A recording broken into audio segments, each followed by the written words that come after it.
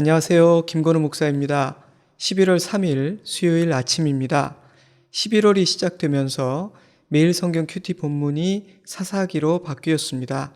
사사기는 여호수아 이후 사무엘 이전 그 사이 약 350여 년의 시간을 담고 있는 책입니다. 21장으로 이루어진 사사기는 3장 7절부터 12명의 사사 한 사람 한 사람의 이야기가 시작되기 때문에 1, 2장은 서론으로 이해할 수 있는데요. 오늘은 1장을 묵상하려고 합니다. 먼저 여호수아서 1장 1절과 사사기 1장 1절을 읽어드리겠습니다. 여호와의 종 모세가 죽은 후에, 여호수아가 죽은 후에. 여호수아서와 사사기의 시작, 그 첫 번째 절에는 공통점이 있고 차이점이 있습니다. 공통점은 이스라엘을 이끌었던 지도자의 죽음에 대한 선언으로 시작된다는 사실이죠. 한 시대가 가고 새로운 시대가 시작되었다는 의미입니다. 그런 차원에서 사사기의 가장 중요한 배경은 여호수아의 죽음입니다. 때문에 2장에서 다시 한번 언급되는데요. 2장에서는 조금 더 자세히 설명이 됩니다. 2장 8절입니다.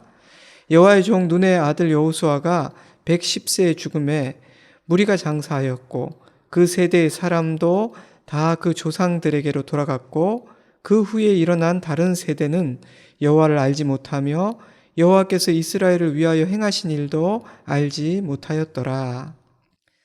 이 장은 단지 여호수아의 죽음을 보도할 뿐 아니라 사사시대에 일어난 모든 일들의 근본적인 문제가 어디에서 비롯되었는지를 밝히고 있는데요. 바로 그 후에 일어난 다른 세대는 여호와를 알지 못하며 여호와께서 이스라엘을 위하여 행하신 일도 알지 못하였더라 라는 문장입니다.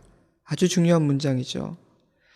여호수아서 첫 절과 사사기 첫 절의 차이점은 여호수아서에는 모세가 죽은 후에 여호와께서 여호수아에게 말씀하셨다 이렇게 후계자가 분명하게 명시된 반면 사사기 1장 1절은 여호수아의 후계자 즉 새로운 지도자에 대한 언급이 없다는 사실입니다.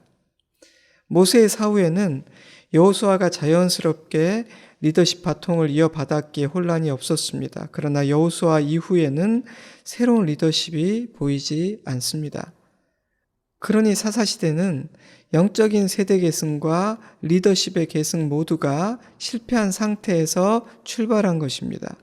그러니 이어질 이야기들이 긍정적이고 희망적일 가능성은 높아 보이지 않습니다. 오늘은 1장에서 발견할 수 있는 이스라엘의 몇 가지 문제점에 대해 묵상해 보려고 합니다. 첫 번째 문제점은 유다 지파가 시므온 지파와 연합했다는 사실에서 발견할 수 있습니다. 지체와 연합, 좋은 일처럼 보이는데 왜 문제가 되는 것일까요? 여호수아가 죽은 후 그를 이을 지도자가 없었기 때문에 유다 지파는 직접 하나님께 여쭈어야 했습니다. 주님, 12지파 중 누가 먼저 나가 싸우는 것이 좋겠습니까? 가르쳐 주십시오. 아주 잘한 일입니다. 모르면 물어야죠. 사랑하는 자녀들이 물으면 하나님은 가르쳐 주십니다. 그것도 모르니 하지 않으십니다. 하나님은 이렇게 대답하셨습니다. 1장 2절 유다가 올라갈지니라 보라 내가 이 땅을 그의 손에 넘겨주었노라. 선명한 대답이었습니다. 하나님은 유다 지파가 먼저 올라가라 콕 집어 지명하셨고 승리를 약속해 주셨습니다. 그러니 전열을 정비하여 말씀하신 그대로 나가면 되는 일이었죠. 승리는 보장되어 있었습니다. 그런데 유다 지파는 뜻밖의 행동을 합니다. 1장 3절 유다가 그의 형제 시몬에게 이르되 내가 제비 뽑아 얻은 땅에 나와 함께 올라가서 가나안 족속과 싸우자. 그리하면 나도 내가 제비 뽑아 얻은 땅에 함께 가리라 하니 이에 시몬이 그와 함께 가니라. 학자들은 하나님께서 승리를 약속하셨고 유다 지파만을 콕 집어 지명하셨음에도 불구하고 시므온 지파에게 도움을 청한 유다의 행동을 불신앙과 불순종으로 이해합니다. 유다는 오직 하나님만을 의지해야 했으며 주신 말씀 그대로 순종해야 했는데 그리하지 않은 것이니까요. 게다가 이 연합은 지극히 어리석고 참으로 인간적인 연합이기도 했습니다. 왜냐하면 유다는 가장 큰 지파였고 시므온은 가장 작은 지파였기에 군사적으로 아무런 도움이 되지 않을 가능성이 높았기 때문입니다. 그러므로 이 연합은 어리석고 도움이 안 되는 연합입니다. 근데 왜 이런 판단을 했을까요? 왜 하필 시므온 지파와 연합하려 한 것일까요? 학자들은 같은 어머니 레아의 후손들, 즉 형제였기 때문이라고 설명합니다. 그러니 이 결정은 지극히 인간적인 결정이었습니다. 가장 먼저 정복 전쟁을 시작하는 유다 지파가 이스라엘 12지파 전체가 아닌 자신의 형제 지파, 친족을 챙기고 있다는 사실은 좋은 일이 아닙니다. 이런 행태는 지파 간의 갈등이 일어날 것임을 암시하고 있으며 사사기 마지막 부분에 기록되어 있는 베냐민 지파와의 처절한 갈등의 전조이기도 합니다. 때문에 학자들은 시므온과 연합한 유다의 행동을 불신앙과 불순종이라고 이해합니다. 출발이 좋지 않았던 것이죠. 사랑하는 성도 여러분, 하나님의 말씀은 정확히 듣고 온전히 순종해야 합니다. 자의로 해석하거나 나의 생각을 덧붙여서는 안 됩니다. 그런데 유다는 그렇게 했습니다. 인간적인 자기 생각을 섞었어요.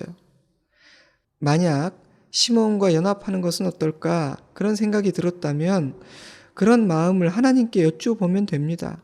그러면 허락하실 수도 있다고 저는 생각합니다. 제가 아는 하나님은 그런 분이시거든요. 만약 거절하신다면 이유도 가르쳐 주시겠죠. 때문에 저는 무엇이든 하나님께 여쭙고 답을 듣는 그 대화의 과정 자체가 굉장히 중요하다고 생각합니다. 그것은 우리의 특권입니다. 만약 여러분이 세계 최고의 증권 전문가와 언제든지 대화할 수 있는 특권이 있다면 그분과 상의 없이 독단적으로 판단해서 투자하시겠습니까? 아니면 조언을 구하시겠습니까? 아마 100% 상의할 겁니다. 아무나 만날 수 없는 최고의 전문가를 친구나 가족으로 두고서도 상의하지 않는다면 이상한 사람으로 여기지 않겠습니까? 그런데 유다 지파가 그런 일을 한 것이에요. 유다는 하나님께서 하라 하신 그대로 행하지도 않았고 하나님과 상의하지도 않았습니다. 인간적인 생각을 섞었습니다. 그것이 1장에서 발견하게 되는 첫 번째 문제점입니다. 두 번째 문제점은 가나안 정복 전쟁의 과정에서 유다 지파가 보이고 있는 잔인성입니다. 그들은 마치 가나안 족속처럼 행동하고 있습니다. 하나님께서 약속하신 그대로 유다는 가나안 족속과 브리스 족속을 무찌를 수 있었습니다. 그런데 적장을 생포하여 엄지손가락과 엄지발가락을 자릅니다. 적장은 죽으면서 내가 저질렀던 수많은 죄악에 대해 보응을 받는 것이구나, 이런 취지의 말을 남기죠. 때문에 이러한 이스라엘의 행동에 대해 인과응보, 죄를 지으면 반드시 벌을 받게 된다, 이런 결론을 내릴 수도 있겠지만 사사기가 이 일을 기록하는 데에는 다른 이유가 있습니다. 적장을 생포하여 엄지손가락과 엄지발가락을 잘라 수모를 주는 것은 가나안의 풍습이었기 때문입니다. 구약 성경에는 신체 절단형이 실행된 예가 없으며 당시 주변 나라의 문화와는 달리 이스라엘이 살아있는 적군의 신체를 자른 예도 성경에는 기록되어 있지 않습니다. 그것은 매우 잔인한 일이었습니다. 때문에 하나님께서 함께 하시고 하나님께서 승리를 주시는 이 거룩한 전쟁에 조금 더 어울리지 않는 일이었습니다. 그런데 놀랍게도 이스라엘은 가나안의 문화에 동화된 모습을 보입니다. 유다는 이미 가나안의 풍습에 물들고 있었던 것입니다. 그래서 어떤 학자는 이 사건에 가나안을 따라하는 유다라는 제목을 붙이기도 했습니다. 이것이 1장에서 발견하게 되는 두 번째 문제점입니다. 그런데 상식적으로 생각해도 이상한 일입니다. 이스라엘은 어리석고 악했기 때문에 멸망하고 있는 가나안의 하등한 문화에 동화되고 있었으니 말입니다. 더 나은 나라, 선진국의 문화를 배우고 따르는 것은 당연한 일이지만 망해가는 세상 문화를 따른다는 것은 이상한 일입니다. 그러니 이스라엘의 미래는 밝을 수 없었던 것입니다. 사랑하는 성도 여러분, 혹시 나는 그런 어리석은 일을 하고 있지는 않은지 돌아볼 필요가 있겠습니다. 높고 거룩한 하나님 나라의 문화와 가치관을 아는 우리가, 말씀을 받은 우리가 하등하고 천박한 세상 문화와 가치관을 따라 살고 있는 것은 아닌지 이 아침 생각해 보시기 바랍니다. 세 번째 문제점은 가나안 족속들을 쫓아내지 못했다는 사실입니다. 1장 16절부터 여러 지파들이 가나안을 정복한 이야기들이 기록되고 있는데요. 거듭 반복되는 표현이 있습니다. 바로 쫓아내지 못하였다라는 문장입니다. 원어를 정확히 번역하면 내쫓지 못한 것이 아니라 내쫓지 않은 것입니다. 그 책임이 가나안 족속들이 아닌 이스라엘에게 있다는 의미예요. 그러한 행동은 명백한 불순종이었습니다. 하나님께서 여러 번 말씀하셨고 거듭 경고하셨거든요. 출애굽기 34장은 금송아지 사건으로 인해 진멸될 뻔했던 이스라엘이 모세의 중보와 하나님의 자비로 인해 기사회생한 이후 다시 언약을 세우실 때 주신 말씀입니다. 그런데 이렇게 시작돼요. 너는 내가 오늘 내게 명령한 것을 삼가 지키라. 보라, 내가 내 앞에서 가나안 족속들을 쫓아내리니 너는 스스로 삼가 내가 들어가는 땅의 주민과 언약을 세우지 말라. 그것이 너에게 올무가 될까 하노라. 이 말씀이 주어지는 배경과 분위기를 생각해 보세요. 가벼이 들을 수 있는 말씀이었을까요? 여호수아의 고별 설교, 그의 유언적인 설교에서도 동일한 말씀이 반복됩니다. 여호수아서 23장 12절. 너희가 만일 돌아서서 너희 중에 남아있는 이 민족들을 가까이 하여 더불어 혼인하며 서로 왕래하면 확실히 알라. 너희 하나님 여호와께서 이 민족들을 너희 목전에서 다시는 쫓아내지 아니하시리니 그들이 너희에게 올무가 되며 덫이 되며 너희의 옆구리에 채찍이 되며 너희의 눈에 가시가 되어서 너희가 마침내 너희의 하나님 여호와께서 너희에게 주신 이 아름다운 땅에서 멸하리라. 가나안 족속들을 다 쫓아내라. 그들을 가까이 하지 말아라. 혼인하지도 왕래하지도 언약을 세우지도 말아라. 그들은 너희의 가시가 되고 올무가 되고 채찍이 될 것이다. 그들로 인해 결국 너희는 파멸하게 될 것이다. 귀에 못이 박히도록 듣고 또 들었음에도 불구하고 이스라엘은 순종하지 않았던 것입니다. 그렇게까지 철저하게 순종할 필요까지야? 거의 대부분은 쫓아냈으니 괜찮을 거야. 그들은 안일하게 생각했던 것입니다. 물론 쫓아내지 않은 데는 나름의 이유가 있었고 그 이유도 다양했습니다. 몇 구절만 볼까요? 먼저 1장 19절입니다. 여호와께서 유다와 함께 계셨으므로 그가 산지 주민들을 쫓아내었으나 골짜기의 주민들은 철병거가 있으므로 그들을 쫓아내지 못하였으며, 앞문장과 뒷문장의 논리가 맞지 않는 굉장히 흥미로운 말씀이에요. 여호와께서 유다와 함께 계셨으므로 그가 산지 주민을 쫓아내었으나, 이 앞문장은 유다가 승리할 수 있었던 이유를 밝힙니다. 여호와께서 함께 하셨기 때문이라는 것입니다. 이스라엘의 군사력이 뛰어났다거나 무기가 강했다거나 전술이 좋았기 때문이 아니라 단지 여호수아께서 그들과 함께 하셨기 때문에 산지의 주민들을 쫓아낼 수 있었다는 것이죠. 그런데 이어지는 문장은 이렇습니다. 골짜기의 주민들은 철병거가 있으므로 그들을 쫓아내지 못하였으며, 여호와께서 함께 하셔서 쫓아낼 수 있었는데 철병거 때문에 쫓아내지 못했다면 철병거가 하나님보다 더 강하다는 이야기가 아닙니까? 하나님조차 철병거는 어쩔 수 없었던 것일까요? 그럴 리가요. 사사기는 지금 이스라엘이 가나안 족속들을 내쫓지 못한 근본적인 이유는 하나님을 의지하지 않았기 때문이라고 말하고 있는 겁니다. 그들의 불신앙을 문제 삼고 있는 것이죠. 믿음이 없으면요, 무기와 숫자가 보이기 시작합니다. 무기와 숫자가 보이기 시작하면 두려움에 사로잡히게 됩니다.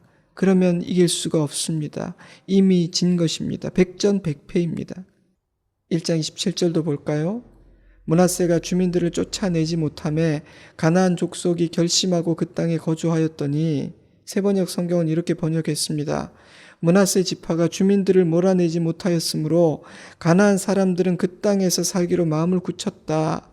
이스라엘이 가나안 족속들을 확실하게 쫓아내지 않았기에 가나안 족속들에게 딴 생각을 할 빌미를 주었다는 뜻입니다. 그러니 문제는 하나님의 말씀에 철저하게 순종하겠다는 의지의 부재였습니다. 가나안 족속들의 눈에 이스라엘에게서 강한 의지가 보이지 않으니 주저앉아 살 생각을 했던 것입니다. 세 번째로 이 단락에서 반복되는 표현이 있습니다. 남아있는 가나안 족속들이 이스라엘 가운데 거주하면서 노역을 했다는 표현입니다. 반복되는 이 표현은 이스라엘이 가나안 족속들을 완전히 쫓아내지 않은 현실적인 이유가 있었는데 그것은 경제적인 이유였다는 사실을 보여줍니다. 그들의 값싼 노동력을 이용하려 한 것이죠. 그러나 그것은 소탐대실이었습니다. 이러한 이스라엘의 불순종들과 얄팍한 꾀는 앞으로 살펴볼 사사시대의 몰락이라는 결과를 낳게 됩니다. 하지만 이미 1장에서 그 몰락은 시작되고 있었습니다. 1장 24절을 보면 단 지파는 저항하는 가나안 족속들에게 밀려서 산악지대로 쫓겨났습니다. 그래서 어떤 주석은요, 1장 27절에서 36절에 미묘한 내리막이라는 제목을 붙였습니다.